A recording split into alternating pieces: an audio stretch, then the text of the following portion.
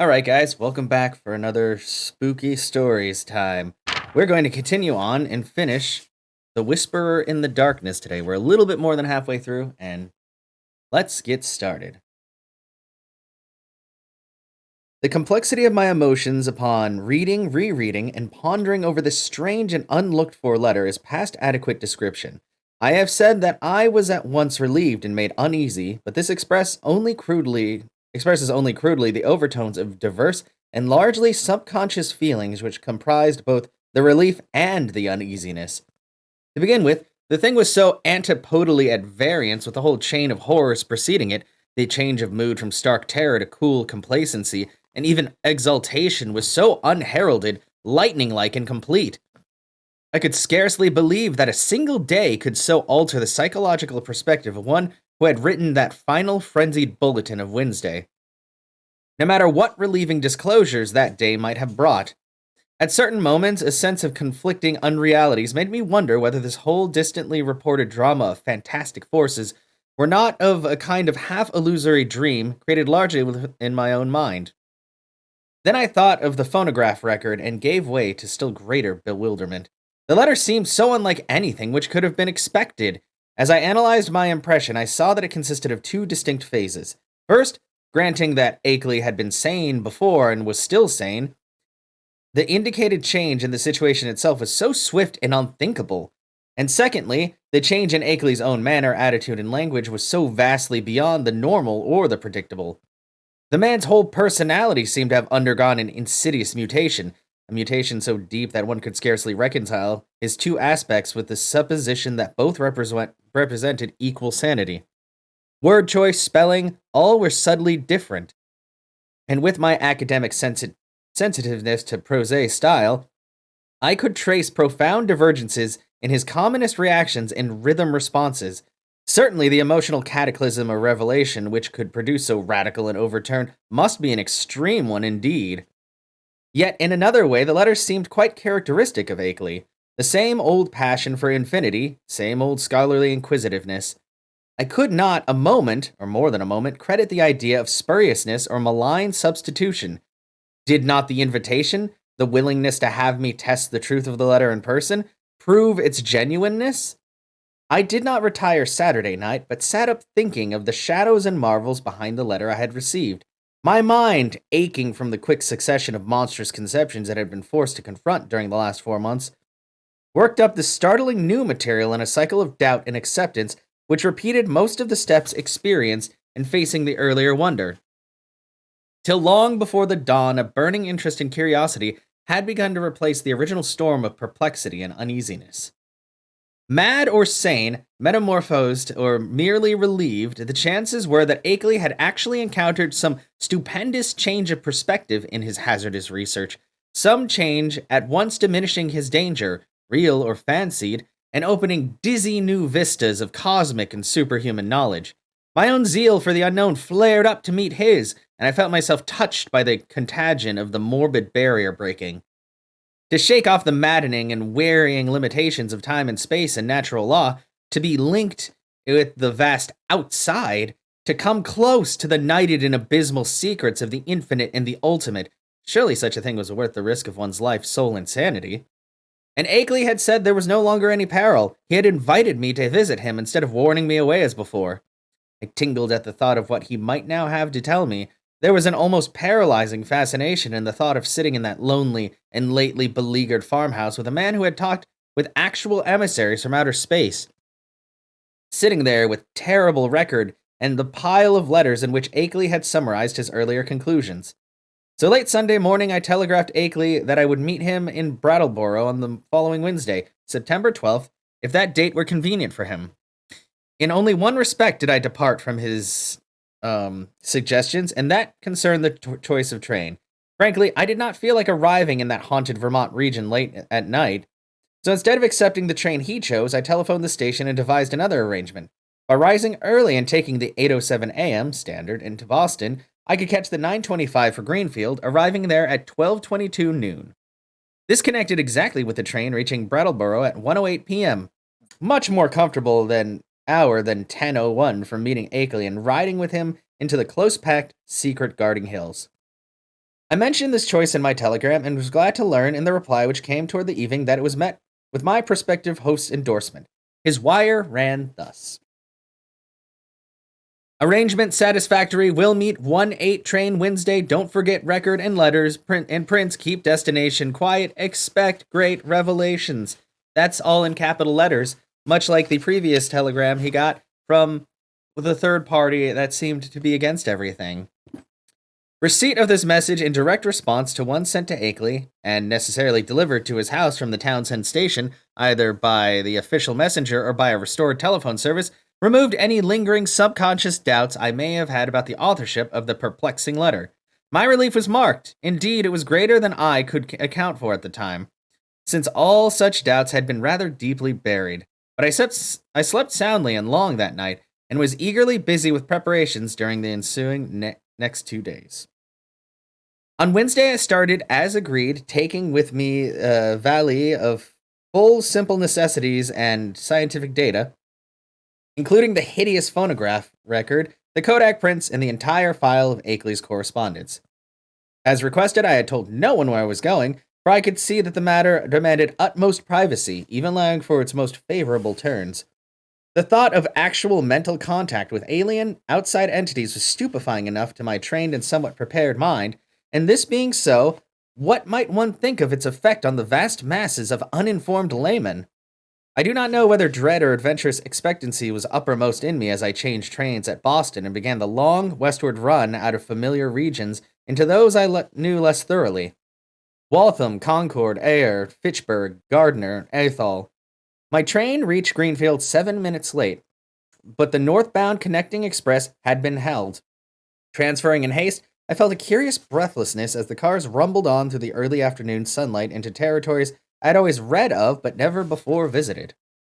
I knew I was entering an altogether older-fashioned and more primitive New England than the mechanized, urbanized coastal and southern areas where all my life had been spent. An unspoiled, ancestral New England without the foreigners and factory smoke, billboards, and concrete roads of the sections which modernity has touched. There would be odd survivals of that continuous native life whose deep roots make it the one authentic outgrowth of the landscape. Continuous native life which keeps alive strange ancient memories and fertilizes the soil for shadowy, marvelous, and seldom mentioned beliefs. Now and then I saw the blue Connecticut River gleaming in the sun, and after leaving Northfield we crossed it. Ahead loomed green and cryptical hills, and when the conductor came round I learned that I was at last in Vermont. He told me to set my watch back an hour, since the northern hill country will have no dealings with newfangled daylight time schemes. As I did so, it seemed to me that I was likewise turning the calendar back a century. The train kept close to the river, and across in New Hampshire I could see the approaching slope of steep Wantasticket, about which a singular old legends cluster. Then streets appeared on my left, and a green island showed in the stream on my right. People rose and filed to the door, and I followed them. The car stopped. I alighted beneath the long train shed of the Brattleboro station. Looking over the line of waiting motors, I hesitated for a moment to see which one might turn out to be Akeley Ford, but my identity was divined before I could take the initiative. And yet, it was clearly not Akeley himself who advanced to meet me with an outstretched hand and a mellowly phrased query as to whether I was indeed Mr. Albert N. Wilmarth of Arkham. This man bore no resemblance to the bearded, grizzled Akeley of the snapshot, but was a younger and more urban person, fashionably dressed and wearing only a small, dark mustache. His cultivated voice held an odd and almost disturbing hint of vague familiarity, though I could not definitely place it in my memory. As I surveyed him, I heard him explaining that he was a friend of my prospective host who had come down from Townsend in his stead. Akeley, he declared, had suffered a sudden attack of some asthmatic trouble and did not feel equal to making a trip in the outdoor air. It was not serious, however, and there was to be no change of plans regarding my visit. I could not make out just how much this Mr. Noyes, as he announced himself, knew of Akeley's researches and discoveries, though it seemed to me that his casual manner stamped him as a comparative outsider. Remembering what a hermit Akeley had been, I was a trifle surprised at the ready availability of such a friend, but did not let my puzzlement deter me from entering the motor to which he gestured me. It was not the small, ancient car I expected from Akeley's description, but a large, immaculate specimen of recent pattern, apparently Noyes' own, and bearing Massachusetts license plates with the amusing scared codfish device of that year. I don't know what that means. My guide, I concluded, must be a summer transient in the Townsend region. Noy climbed into the car beside me and started it at once. I was glad that he did not overflow with conversation, for some peculiar atmospheric tensity made me feel disinclined to talk. The town seemed very attractive in the afternoon sunlight as we swept up an incline and turned to the right onto the main street. It drowsed like the older New England cities which one remembers from boyhood, and something in the collocation of roofs and steeples and chimneys and brick walls formed contours touching deep viol strings of ancient emotion. I could tell that I was at the gateway of a region half bewitched through the piling ups of unbroken time accumulations, a region where old, strange things have had a chance to grow and linger because they have never been stirred up. As we passed out of Brattleboro, my sense of constraint and foreboding increased, for a vague quality in the hill-crowded countrysides with its towering, threatening, close-pressing green and granite slopes hinted at obscure secrets in immemorial survivals which might or might not be hostile to mankind. For a time, our course followed a broad, shallow river which followed down from unknown hills in the north, and I shivered when my companion told me it was the West River. It was this stream, I recalled from the newspaper items, that one of the morbid crab-like beings had been seen floating after the floods.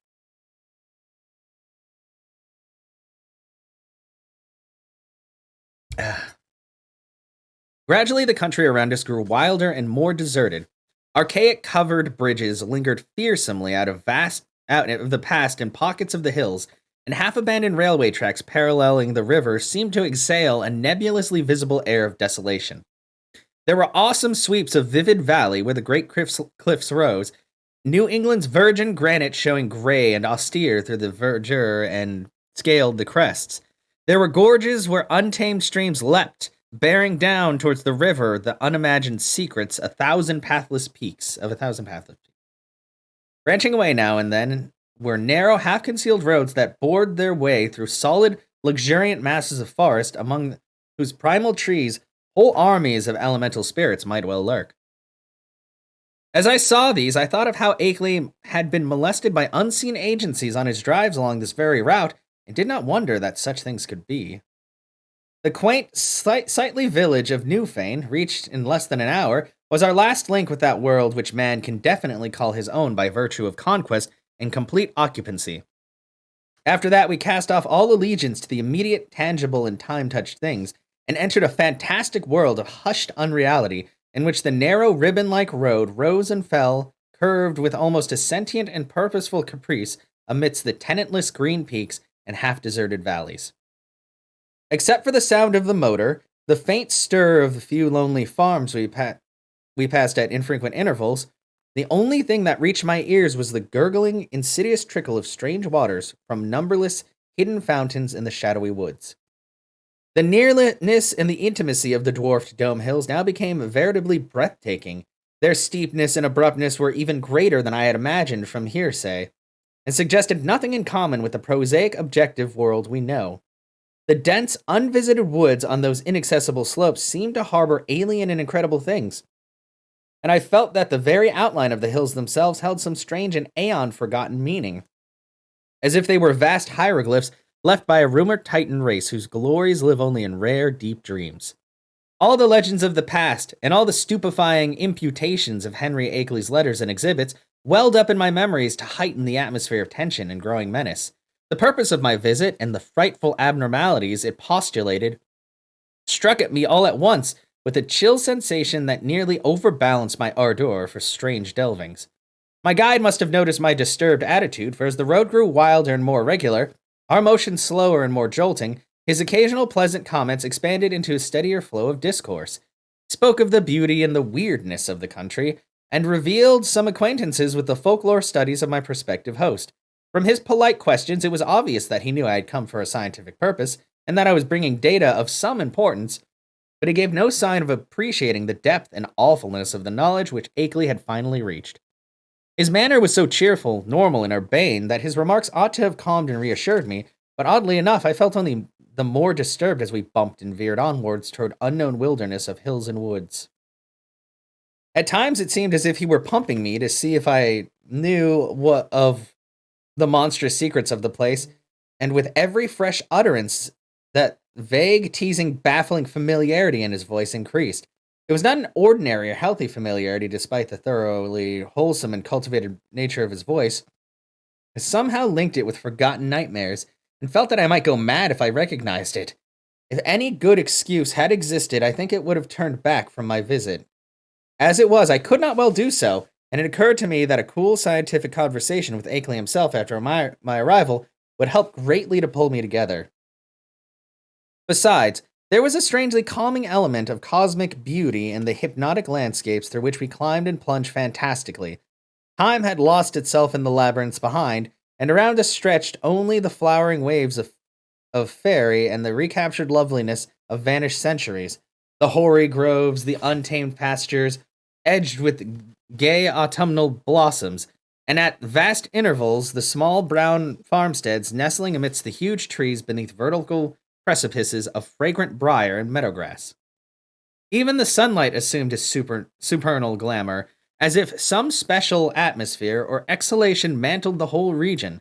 I had seen nothing like it before, save in the magic vistas that sometimes form the backgrounds of Italian primitives.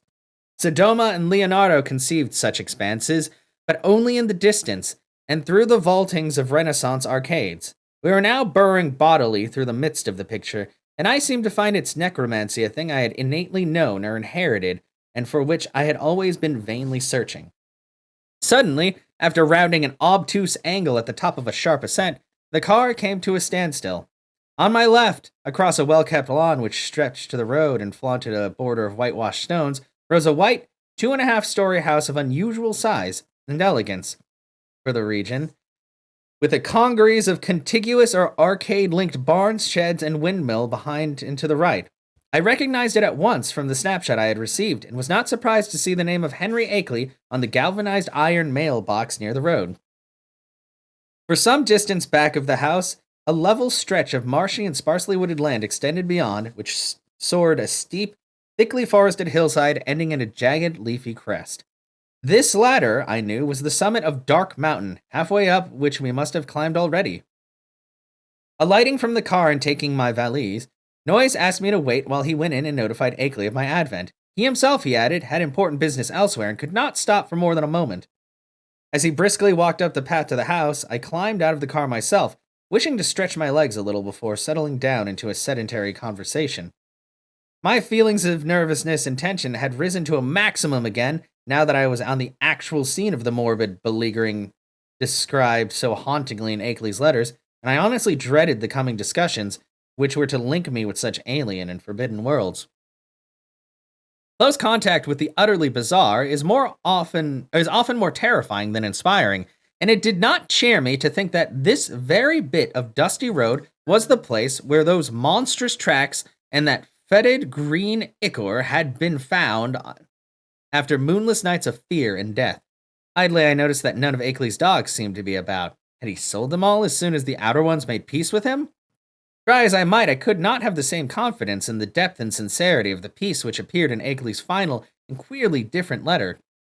After all, he was a man of such simplicity and with little worldly experience. Was there not perhaps some deep and sinister undercurrent beneath the surface of this new alliance? Led by my thoughts, my eyes turned downwards to the powdery road surface which had held such hideous testimonies. The last few days had been dry, and tracks of all sorts cluttered the rutted, irregular highway despite the unfrequented nature of the district. With a vague curiosity, I began to trace the outline of some of the heterogeneous impressions, trying meanwhile to curb the flights of macabre fancy which the place and its memory suggested. There was something menacing and uncomfortable in the funeral stillness, and in the muffled, subtle thicket of distant brooks, and in the crowding peaks and the black-wooded precipices that choked the narrow horizon.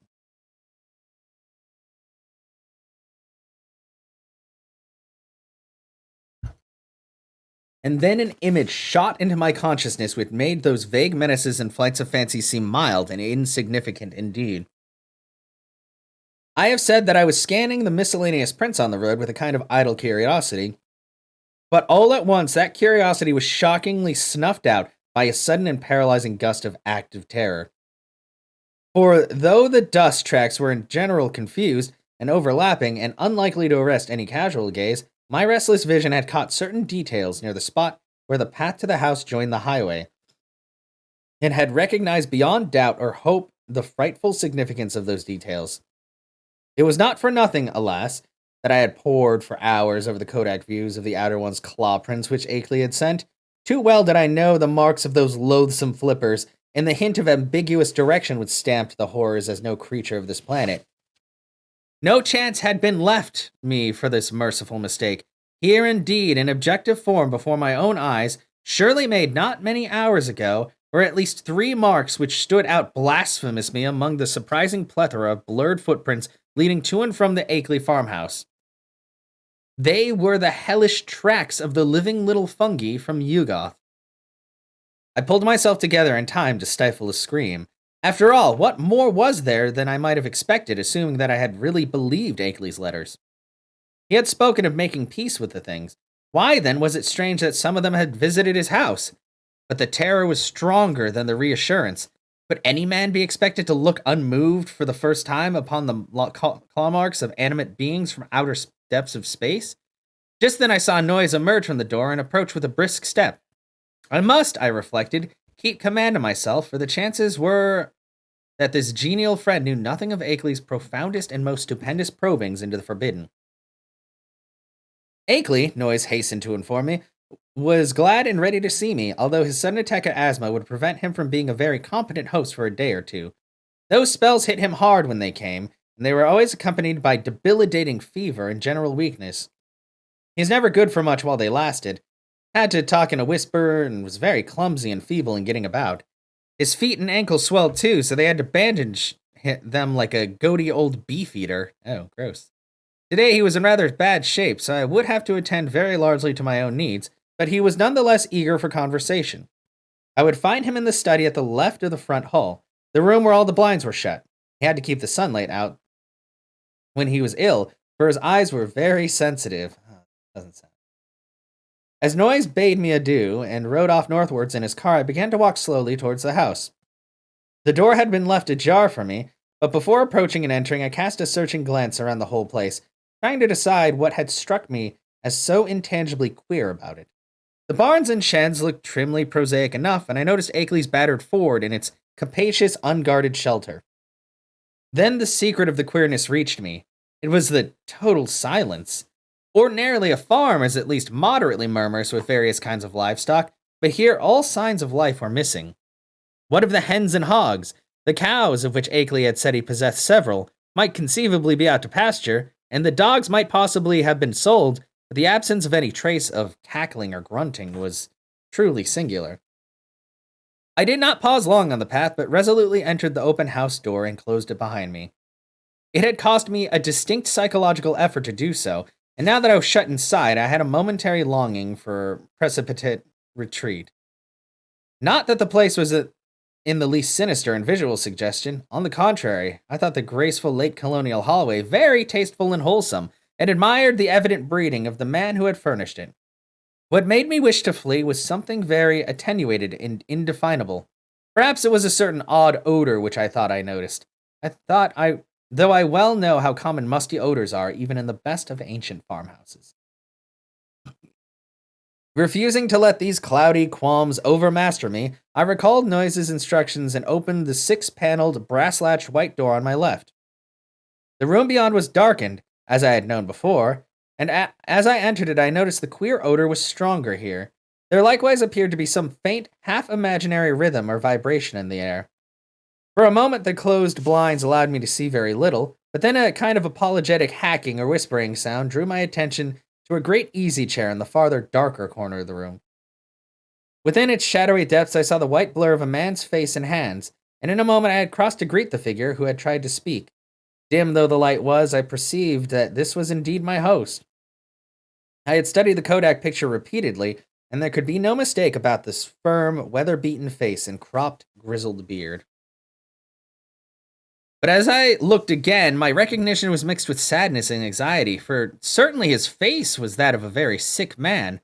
Felt that there must be something more than asthma behind that strained, rigid, immobile expression and unwinking, glassy stare, and realized how terribly the strain of his frightful experiences must have told on him. Was it not enough to break any human being, even a younger man than this intrepid delver into the forbidden? The strange and sudden relief, I feared, had come too late to save him from something like a general breakdown. There was a touch of the pitiful in the limp, lifeless way his lean hands rested in his lap. He had on a loose dressing gown and was swathed around the head and high around the neck in a vivid yellow scarf or hood. And then I saw he was trying to talk in the same hacking whisper with which he had greeted me. It was a hard whisper to catch at first, since the gray mustache concealed all movement of the lips, and something in its timbre disturbed me greatly. But by concentrating my attention, I could soon make out its purport surprisingly well. The accent was by no means a rustic one, and the language was even more polished than the correspondence had led me to expect. Mr. Wilmarth, I presume. You must pardon my not rising. I am quite ill, as Mr. Noyes must have told you. But I could not resist having you come just the same. You know what I wrote in my last letter. There's so much to tell you tomorrow when I shall feel better. I can't say how glad I am to see you in person after our many letters. You have the file with you, of course, and the Kodak prints and records. Noyes put your valise in the hall. I suppose you saw it. For tonight I fear you'll have to wait on yourself to a great extent. Your room is upstairs, the one over this, and you'll see a bathroom door open at the head of the staircase. There's a meal spread for you in the dining room, right through this door at your right, which you can take whenever you feel like it. And I'll be a better host tomorrow. But just now weakness leaves me helpless. Make yourself at home, and you might take out the letters and pictures and records and put them on the table here before you go upstairs with your bag. It is here we shall discuss them. You can see my phonograph in the corner. No, thanks. There's nothing you can do for me. I know these spells of old. Just come back for a little quiet visiting before night, and then go to bed when you please.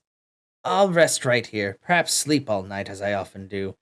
In the morning, I'll be far better able to go into the things we must go into.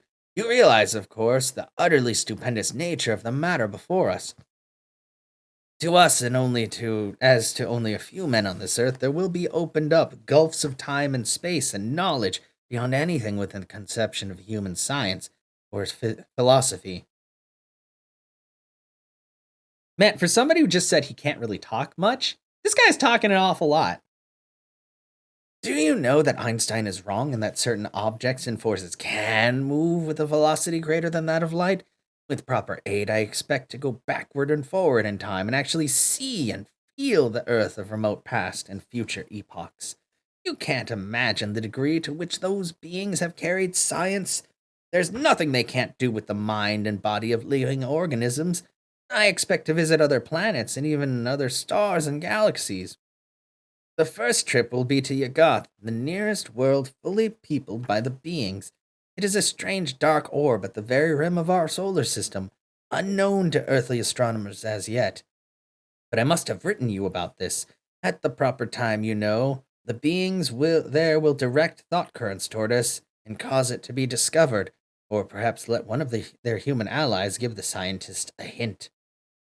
There are mighty cities on Yagath, great tiers of terraced towers built of black stone like the specimen I tried to send you. That came from Yagath. The sun shines there no brighter than a star, but the beings need no light. They have other subtler senses, and put no windows in their great houses and temples. Light even hurts and hampers and confuses them, for it does not exist at all in the black cosmos outside time and space from where they come from originally. To visit Yagath would drive any weak man mad, yet I am going there. The black rivers of pitch that flow under those mysterious cyclopean bridges, things built by some elder race extinct and forgotten before the beings that came to Yagath from the ultimate voids, ought to be enough to make any man a Dante or Poe if he can keep sane long enough to tell what he has seen. But remember, that dark world of fungoid gardens and windowless cities isn't really terrible. It is only to us that it would seem so. Probably this world seemed just as terrible for the beings when they first explored it in the Primal Age. You know they were here long before the fabulous epoch of Cthulhu was over. And remember about the sunken relay when it was above the waters. They've been inside the earth, too. There are openings which human beings know nothing of, some of them in these very Vermont hills, and great worlds of unknown life down there. Blue Litten Kinyan, red Litten Yoth, and black lightless Nikai. It is from Nikai that frightful Sathaga came. You know, the amorphous toad-like god creature mentioned in the Nalcotic manuscripts, the Necronomicon, and the Comorium myth cycle preserved by the Atlantean high priest Lakash Ton. But we will talk all of this later on. It must be 4 or 5 o'clock by this time.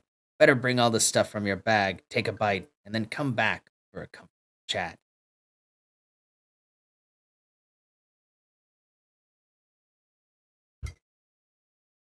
He's whispering an awful lot for a sick man. Very slowly, I turned and began to obey my host, fetching my valise, extracting and depositing the desired articles, and finally ascending to the room designated as mine. With the memory of that roadside claw print fresh in my mind, Akeley's whispered paragraphs had affected me queerly, and the hints of familiarity with this unknown world of fungus life, forbidden Yuggoth, made my flesh creep more than I cared to own. I was tremendously sorry about Akeley's illness, but had to confess that his hoarse whisper had a hateful as well as a pitiful quality. Only he wouldn't gloat so about Yuggoth and its black scenes. My room proved a very pleasant and well-furnished one, devoid alike of many of the musty odors and disturbing sense of vibrations. And after leaving my valise, where I descended again to meet Akeley and take the lunch he had sent out for me, the dining room was just beyond the study, and I saw that a kitchen extended still farther in the same direction. On the dining table, an ample array of sandwiches, cake, and cheese awaits. Cake, man, I'd go to his place for cake. And a thermos bottle beside a cup and saucer testified that hot coffee had not been forgotten. After a well-relished meal, I poured myself a liberal cup of coffee, but found that the culinary standard had suffered a lapse in this one detail. My first spoonful revealed a faintly unpleasant acrid taste, so that I did not take more. Throughout the lunch, I thought of Akeley sitting silently in the great chair in the darkened room next over. Once I went in to beg him to share the repast, but he whispered that he could eat nothing as yet. Later on, just before he slept, he would take some malted milk, all he ought to have that day.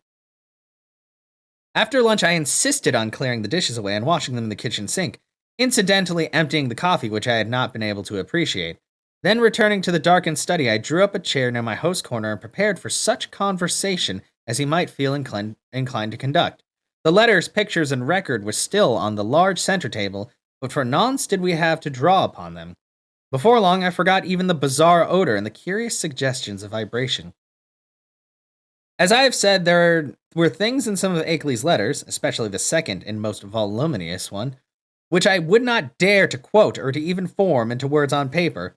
This hesitancy applies with still greater force to the things I had heard whispered that evening in the darkened rooms among the lonely haunted hills. Of the extent of the cosmic horrors unfolded by that raucous voice, I cannot even hint. He had known hideous things before, but what he had learned since making his pact with the outside things was almost too much for sanity to bear.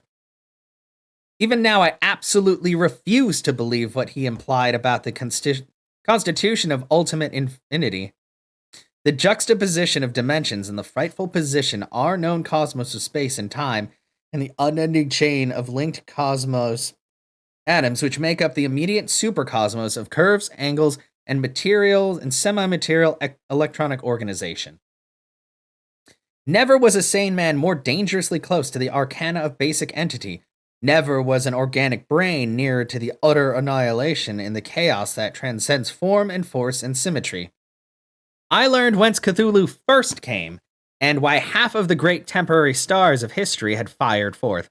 I guessed from hints which made even my informant pause timidly, the secrets behind the Magellanic Clouds and the globular nebulae. The black truth veiled by immemorial allegory of Tau. The nature of the doles was plainly revealed, and I was told the essence, though not the source, of the hounds of Tyndalos. The legend of Yig, father of serpents, remained figurative no longer, and I started with loathing when told of the monstrous nuclear chaos beyond angled space, which the Necronomicon had mercifully cloaked under the name of Azathoth. It was shocking to have the foulest nightmares of secret myth cleared up in concrete terms whose stark, morbid hatefulness exceeded the boldest hint of ancient, arid medieval mystics. Ineluctably, I was led to believe that the first whispers of the accursed tales must have had discourse with Akeley's outer ones, and perhaps have visited the outer cosmic realms as Akeley's now proposed visiting them.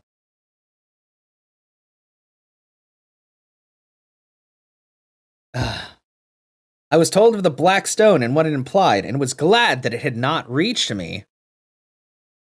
My guesses about those hieroglyphics had been all too correct, and yet Akeley now seemed reconciled to the whole fiendish system he had stumbled upon, reconciled and eager to probe farther into the monstrous abyss. I wondered what beings he had talked with since his last letter to me, and whether many of them had been as human as that first emissary he mentioned. The tension in my head grew insufferable, and I built up all sorts of wild theories about that queer, persistent odor and those insidious hints of vibration in the darkened room. Night was falling now, and I recalled that Akeley had written me about those earlier nights. I shuddered to think that there would be no moon. Nor did I like the way the farmhouse nestled in the lee of that colossal forested slope leading up to Dark Mountain's unvisited crest. With Akeley's permission, I lighted a small oil lamp, turned it low, and set it on a distant bookcase beside the ghostly bust of Milton. But afterwards, I was sorry I had done so, for it made my host's strange, immobile face and listless hands look damnably abnormal and corpse-like. He seemed half incapable of motion, though I saw him nod stiffly once in a while. After what he had told, I could scarcely imagine what profounder secrets he was saving for the morrow, but at last it developed that his trip to Yuggoth and beyond, and my own possible participation in it, was to be of the next day's topic. He must have been amused by the start of horror I gave at hearing a cosmic voyage on my part proposed, for his head wobbled violently when I showed my fear. Subsequently, he spoke very gently of how human beings might accomplish, and several times had accomplished, the seemingly impossible flight across interstellar void. It seemed that complete human bodies did not indeed make the trip, but that the prodigious surgical, biological, chemical, and mechanical skill of the outer ones had found a way to convey human brains without their concomitant physical structure. No, I don't like where this is going. There was a harmless way to extract a brain, and a way to keep the organic residue alive during its absence. The bare, compact cerebral matter was then immersed in an occasionally replenished fluid within an ether-tight cylinder of metal mined in Yuggoth, certain electrodes reaching through and connecting at will with elaborate instruments capable of duplicating the three vital faculties of sight, hearing, and speech. For the winged fungus beings to carry the brain cylinders intact through space was an easy matter. Then, on every planet covered by their civilization, they would find plenty of adjustable faculty instruments capable of being connected with the encased brains. So that after a little fitting, these traveling intelligences could be given full sensory and articulate life, albeit a bodiless and mechanical one, at each stage of their journeying through the beyond and space-time. It was as simple as carrying a phonograph record and playing it wherever a phonograph of corresponding make exists. Of its success, there could be no question. Akeley was not afraid. Had it not been brilliantly accomplished again and again? For the first time, one of the inert, wasted hands raised itself and pointed stiffly to a high shelf on the farther side of the room. There, in a neat row, stood more than a dozen cylinders of metal I had never seen before. Cylinders about a foot high and somewhat less in diameter, with three curious sockets set in an isosceles triangle over the front convex surface of each. One of them was linked at two of the sockets to a pair of singular-looking machines that stood in the background. Of their purport, I did not need be told, and I shivered with egg. Or ugh? I don't know. Then I saw the hand point to a much nearer corner, where some intricate instruments with attached cords and plugs, several of them much like the two devices on the shelf behind the cylinders were huddled together. There are 4 kinds of instruments here, Wilmarth, whispered the voice. 4 kinds, 3 faculties each, makes 12 pieces in all. You see, there are 4 different sorts of beings represented in those cylinders up there. 3 are human, 6 fungoid beings who can't navigate space corporeally, 2 beings from Neptune. God, if you could see the body this type has on its own planet. And the rest entities from the central caverns of an especially interesting dark star beyond the galaxy. In the principal outpost inside Round Hill, you'll now and then find more cylinders and machines. Cylinders of extra cosmic brains with different senses from any we know. Allies and explorers from the uttermost outside. And special machines for giving them impressions and expression in several ways suited at once to them and to the comprehension of different types of listeners. Round Hill, like most of the being's main outposts all through the various universes, is a very cosmopolitan place. Of course, only the more common types have been lent to me for experiment. Here, take the 3 machines I point to and set them on the table. That tall one with the 2 glass lenses in front, then the box with the vacuum tubes and the sounding board, and now the one with the metal disc on top. Now for the cylinder with the label B67 pasted on it. Just stand in that Windsor chair to reach the shelf. Heavy? Never mind. Be sure of the number, B67. Don't bother that fresh, shiny cylinder joined to the 2 testing instruments. The one with my name set on it. Set B67 on the table near where you put the machines, and see that the dial switch on all 3 machines is jammed over to the extreme left. Now connect the cord of the lens machine to the upper socket on the cylinder. There! Join the tube machine to the lower left-hand socket, and the disc apparatus to the outer socket. Now move all the dial switches on the machines to the extreme right. First the lens one, then the disc one, then the tube one. That's right. I might as well tell you that this is a human being, just like any of us. I'll give you a taste of some of the others tomorrow. To this day, I do not know why I obeyed those whispers so slavishly, or whether I thought Akeley was mad or sane. After what had gone before, I ought to have been prepared for anything, but this mechanical mummery seemed so like the typical vagaries of crazed inventors and scientists that it struck a chord of doubt which even the preceding discourse had not excited. What the whisperer implied was beyond all human belief. Yet were not the other things still farther beyond, and less preposterous only because of their remoteness from the tangible concrete proof? My mind reeled amidst the chaos, being conscious of a mixed grating and whirring from all 3 of the machines lately linked to the cylinder, a grating and whirring which soon subsided into virtual noiselessness. What was about to happen? Was I to hear a voice? And if so, what proof would I have that it was not some cleverly concocted radio device talked into by a concealed but closely watched speaker? Even now I am unwilling to swear just what I heard, or just what phenomena really took place before me, but something certainly seemed to take place. To be brief and plain, the machine with the tubes and soundbox began to speak, and with a point and intelligence which left no doubt that the speaker was actually present and observing us. The voice was loud, metallic, lifeless, and plainly mechanical in every detail of its production. It was incapable of inflection or expressiveness, but scraped and rattled on with a deadly precision and deliberation.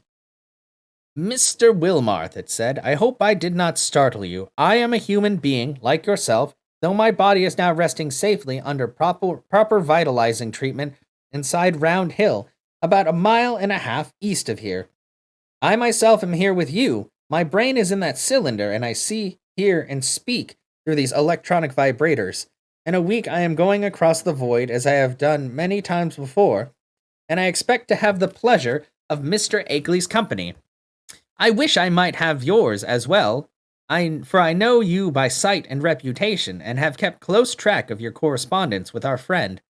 I am, of course, one of the men who have become allied with the outside beings visiting our planet. I met them for the first time in the Himalayas, and have helped them in various ways. In return, they have given me experience such as few men have ever had. Do you realize what it means when I say I have been on 37 different celestial bodies, planets, dark stars, and less definable objects, including 8 outside our galaxy and 2 outside the curved cosmos of space and time? All this has not harmed me in the least. My brain has been removed from my body by fission so adroit it would be crude to call the operation surgery. The visiting beings have methods which make these extractions easy and almost normal, and one's body never ages when the brain is out of it.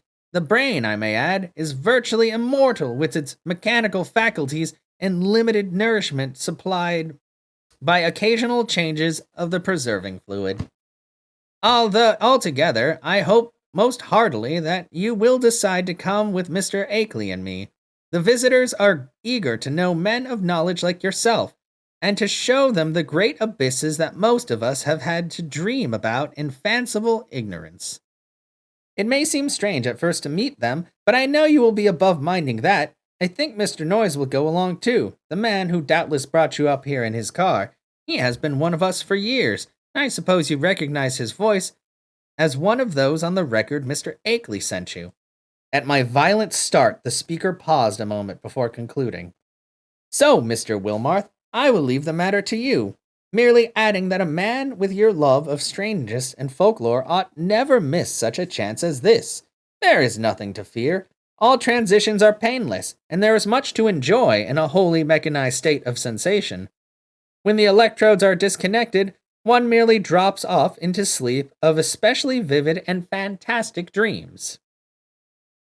And now, if you don't mind, we might adjourn our session till tomorrow. Good night. Just turn all the switches back to the left, never mind the exact order, though you might let the lens machine be last. Good night, Mr. Akeley. Treat our guest well. Ready now with those switches? That was all. I obeyed mechanically and shut off all 3 switches, though dazed with doubt of everything that had occurred. My head was still reeling as I heard Akeley's whispering voice telling me that I might leave all the apparatus on the table just as it was. He did not essay any comment on what had happened, and indeed no comment could have conveyed much to my burdened faculties. I heard him telling me I could take the lamp to use in my room and deduced that he wished to rest alone in the dark. It was surely time he rested, for his discourse in the afternoon and evening had been such to exhaust even a vigorous man. Still dazed, I bade my host good night and went upstairs with the lamp, although I had an excellent pocket flashlight with me.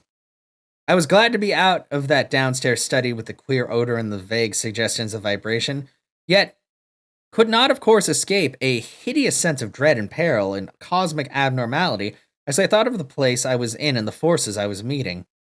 The wild, lonely region, the black, mysteriously forested slope towering so close behind the house, the footprint in the road, the sick, motionless whisperer in the dark, the hellish cylinders and machines, and above all, the invitations to strange surgery and stranger voyagings.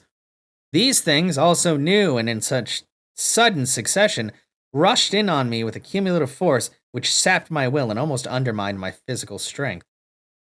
To discover that my guide, Noise, was the human celebrant in that monstrous bygone Sabbath ritual in the phonograph record was particular shock, for I had previously sensed a dim, repellent familiarity in his voice.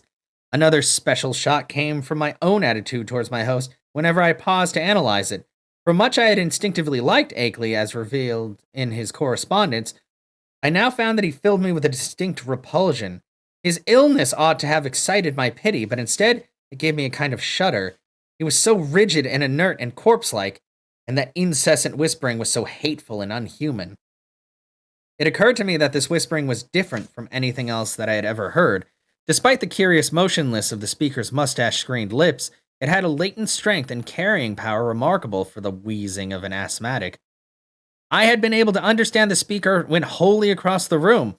Once or twice it had seemed to me that a faint but penetrant sounds represented not so much weakness as deliberate repression. For what reason I could not guess. From the first I had felt a disturbing quality in their timbre. Now when I tried to weigh in on the matter, I thought I could trace the impression to a kind of subconscious familiarity, like that which has made Noy's voice so hazily ominous. But when or where I had encountered the thing it hinted at was more than I could tell.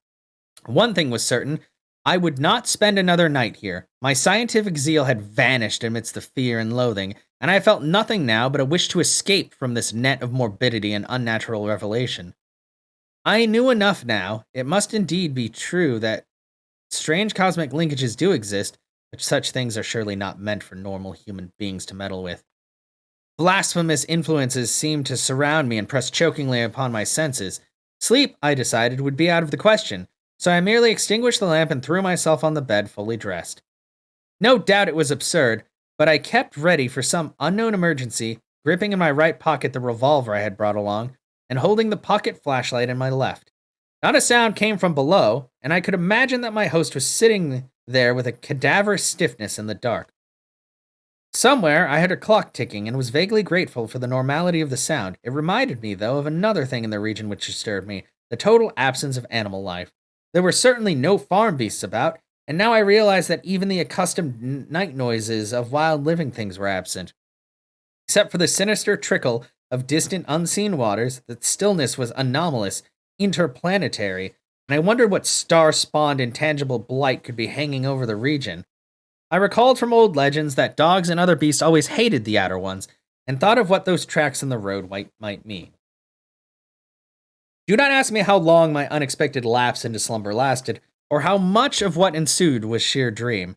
If I tell you that I awaked at a certain time, and heard and saw certain things, you will merely answer that I did not wake then, and that everything was a dream until the moment when I rushed out of the house, stumbled into the shed where I had seen the old Ford, seized the ancient vehicle for mad, aimlessly race over the haunted hills, at which last landed me, after hours of jolting and winding through forests, threatened labyrinths, in a village which turned out to be Townsend.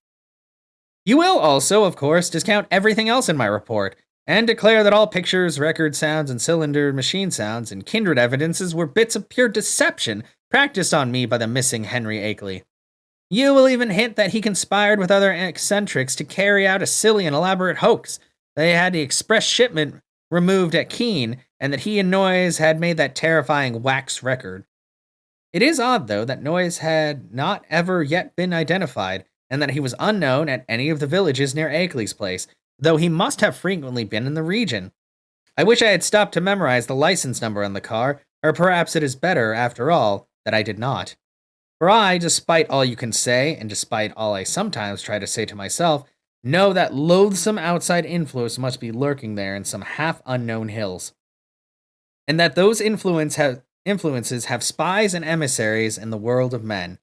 To keep as far as possible from such influences and such emissaries is all that I ask of my life in future.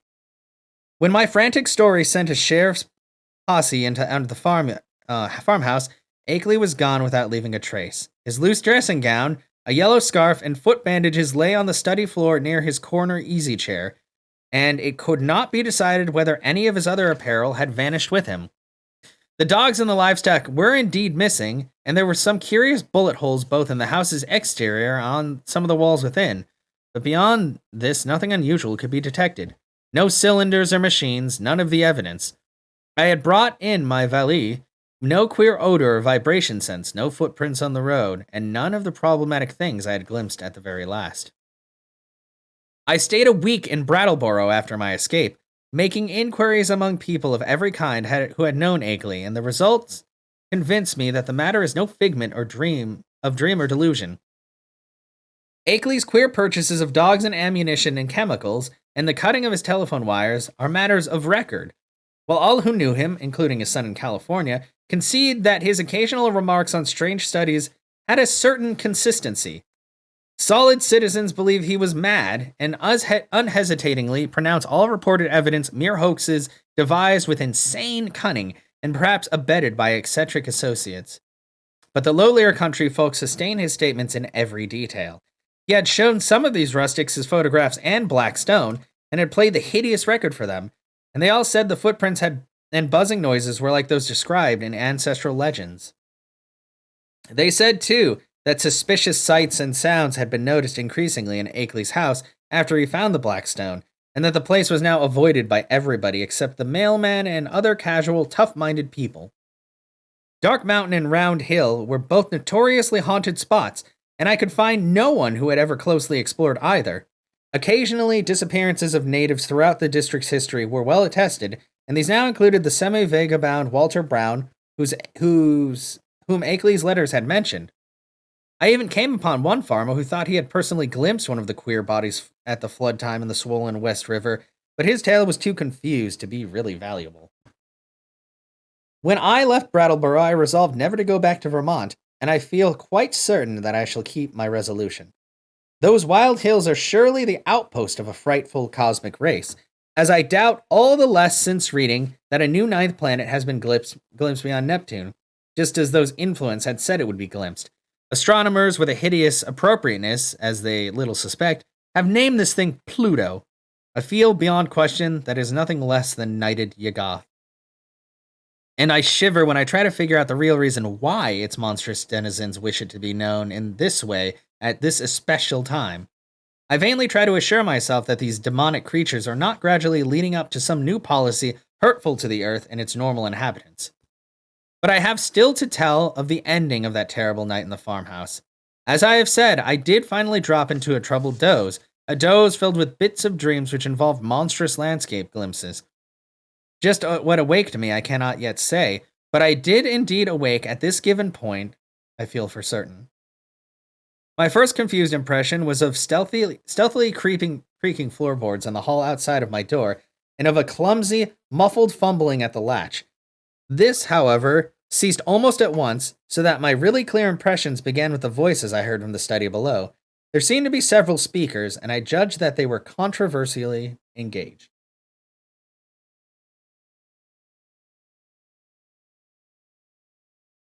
Ugh. By the time I had listened for a few seconds, I was broad awake, for the nature of the voices was as such to make all who thought of sleep ridiculous. The tones of their were curiously varied, and no one who had listened that cursed phonograph record could harbor any doubts about the nature of at least two of them. Hideous though the idea was, I knew that I was under the same roof with nameless things from abysmal space. For those two voices were unmistakably the blasphemous buzzings which the outside beings used in their communications with men. The two were individually different in speech, accent, and tempo, but they were both the same damnable general kind. A third voice was indubitably that of a mechanical utterance machine connected with one of the detached brains in the cylinders. There was as little doubt about that as the buzzings, for the loud, metallic, lifeless voice of the previous evening, with its inflectionless, expressionless scraping and rattling, and its impersonal precision and deliberation, had been utterly unforgettable. For a time I did not pause to question whether the intelligence behind the scraping was the identical one which had formerly talked to me, but shortly afterwards I reflected that any brain would emit vocal sounds of the same quality if linked to the same mechanical speech producer. The only possible differences being in language, rhythm, speed, and pronunciation. To complete the eldritch colloquy, there were two actually human voices. One the crude speech of an unknown and evidently rustic man, the other the suave Bostonian tones of my erstwhile guide, Noise. As I tried to catch the words which the stoutly fashioned floor so bafflingly intercepted, I was also conscious of a great deal of stirring and scratching and shuffling in the room below, so that I could not escape the impression that it was full of living beings, many more than the few whose speech I could single out. The exact nature of the stirring is extremely hard to describe, for very few good bases of comparison exist. Objects seem now and then to move across the room like conscious entities, the sound of their footfalls having something about it like a loose, hard-surfaced clattering, as of the contact of ill-coordinated surfaces of horn or hard rubber. It was, to use a more concrete but less accurate comparison, as if people with loose, splintery wooden shoes were shambling and rattling across polished floorboards. Of the nature and appearance of those responsible for the sounds, I did not care to speculate. Before long, I saw that it would be impossible to distinguish any connected discourse. Isolated words, including the names Akeley and myself, now and then floated up, especially when uttered by the mechanical speech producer. But their true significance was lost for want of continuous context. Today I refuse to form any definite deductions from them, and even their frightful effect on me was one of suggestion rather than of revelation. Terrible abnormal conclave, I felt certain, was assembled below me, but for what shocking deliberations I could not tell. It was curious how this unquestioned sense of the malign and the blasphemous pervaded me despite Akeley's assurances from the outsider's friendliness. With patient listening, I began to distinguish clearly between voices, even though I could not grasp much of what any of the voices said. I seemed to catch certain typical emotions behind some of the speakers. One of the buzzing voices, for example, held an unmistakable note of authority, whilst the mechanical voice, notwithstanding its artificial loudness and regularity, seemed to be in a position of subordination and pleading. Noise tones exuded a kind of conciliatory atmosphere. The others I could make no attempt to interpret. I did not hear the familiar whisper of Akeley, but well knew that such a sound could never penetrate the solid flooring of my room. I will try to set down some of the few disjointed other sounds I caught, labeling the speakers of the words as best as I know how. It was from the speech machine that I first picked up a few recognizable phrases. The speech machine brought it upon myself, sent back the letters and the record, end on it, taken in, seeing and hearing, damn you. Impersonal force, after all, fresh, shiny cylinder, great God. First buzzing voice, time we stopped, small inhuman, Akeley, brain, saying. Second buzzing voice, Nyarlathotep, Wilmarth, records and letters, cheap, imposture, noise, an unpronounced name, or possibly Negathun, harmless 345, peace, couple of weeks, theatrical, told you that before. First buzzing voice, no reason, original plan, effects, noise can watch, round hill, fresh cylinder, noise's car, noise, well, all yours, down here, rest, place. Several voices at once, indistinguishable speech. Many footsteps, including the peculiar loose stirring or clattering. Curious sort of flapping sound. The sound of an automobile starting and receding. Silence. That is the substance of what my ears brought me as I lay rigid upon that strange upstairs bed in the haunted farmhouse among the demonic hills, lay there fully dressed with a revolver clenched in my right hand and a pocket flashlight gripped in my left.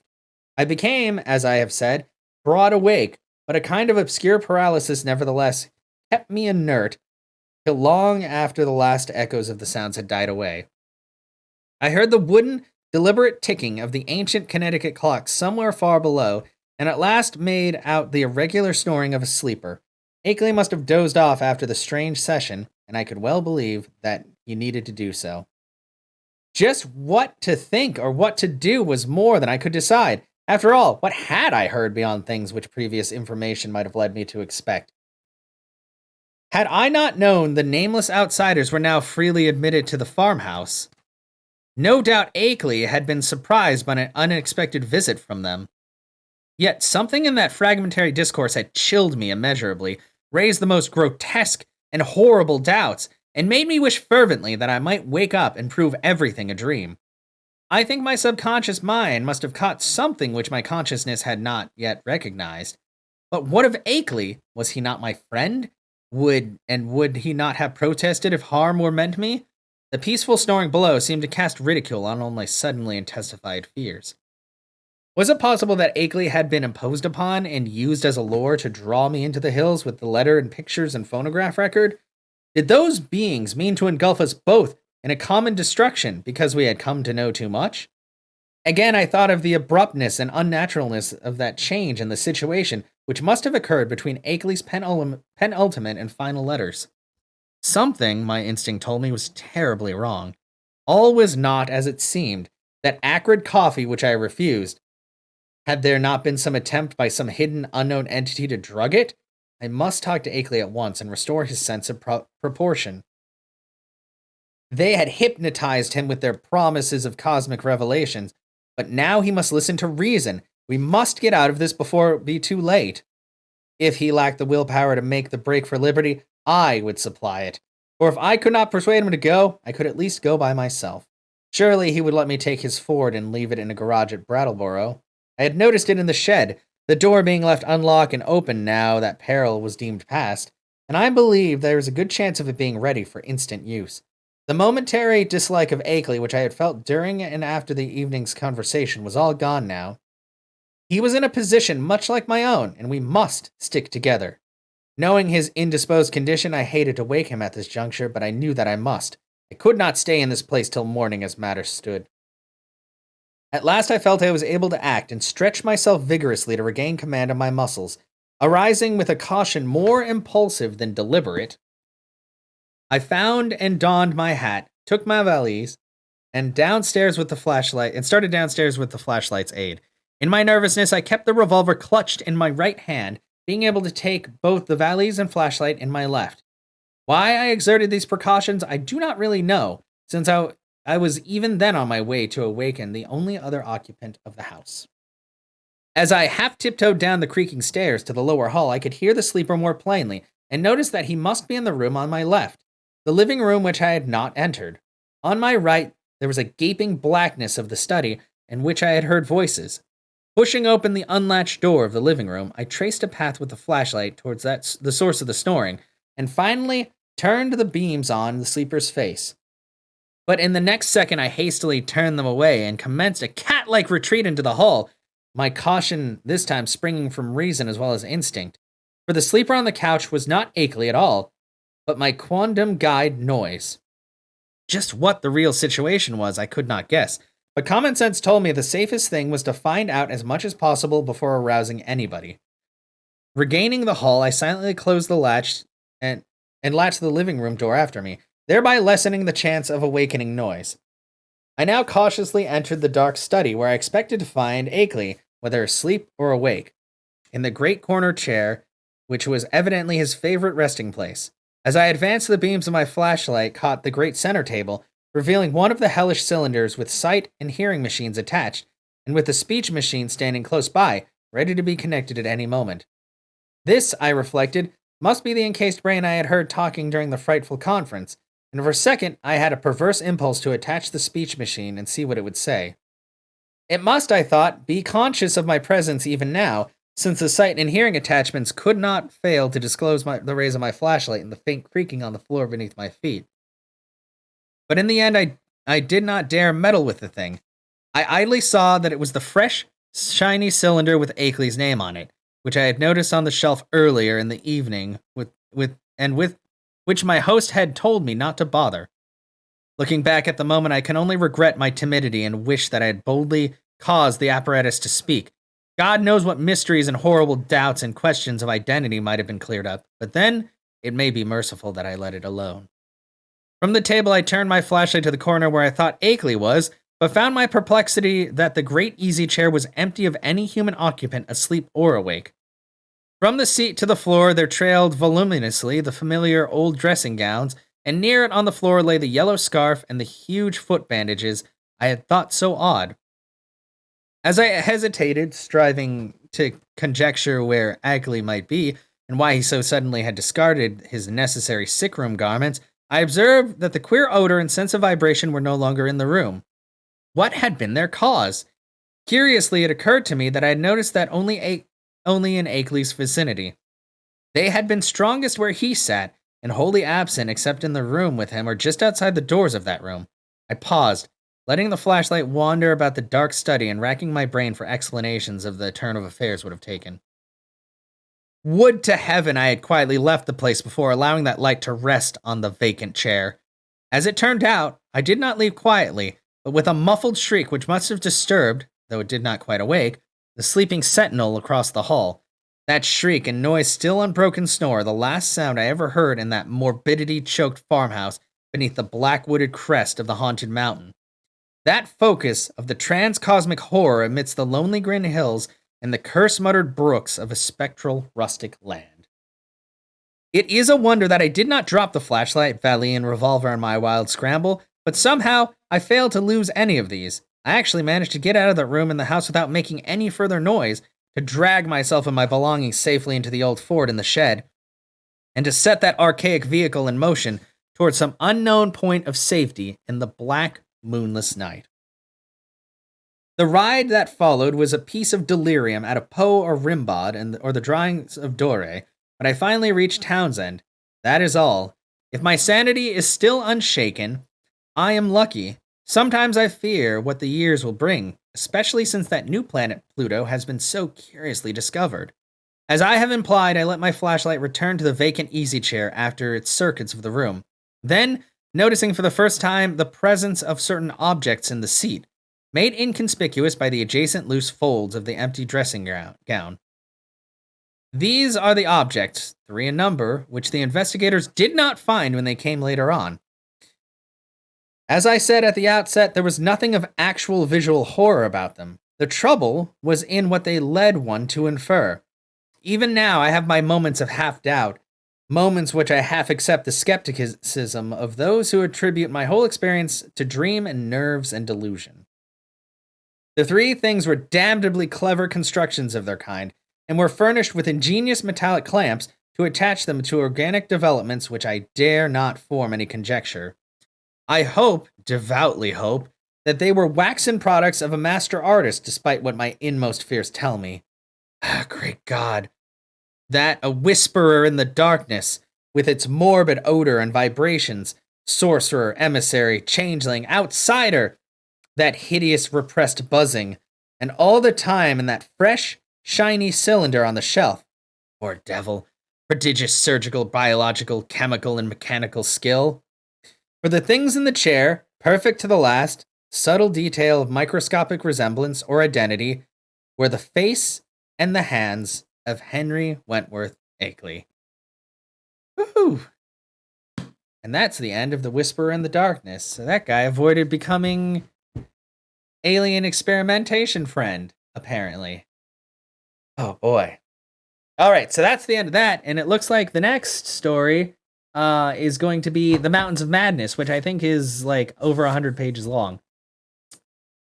Oh wait, no, it's 110 pages. So that one is definitely going to be split into 3 parts as well, because like this is reading about 30 pages, gets over an hour of this, and I don't know. I'd probably wouldn't be able to talk for the rest of the day if I read aloud like 100 pages at a time. But thank you once again, everybody, for coming by and listening to another spooky story. That was pretty good too. I'm actually quite enjoying a lot of these. But yeah, next we're gonna start up on At the Mountains of Madness. So once again, thank you so much, and I'll see you guys tomorrow for the next spooky story.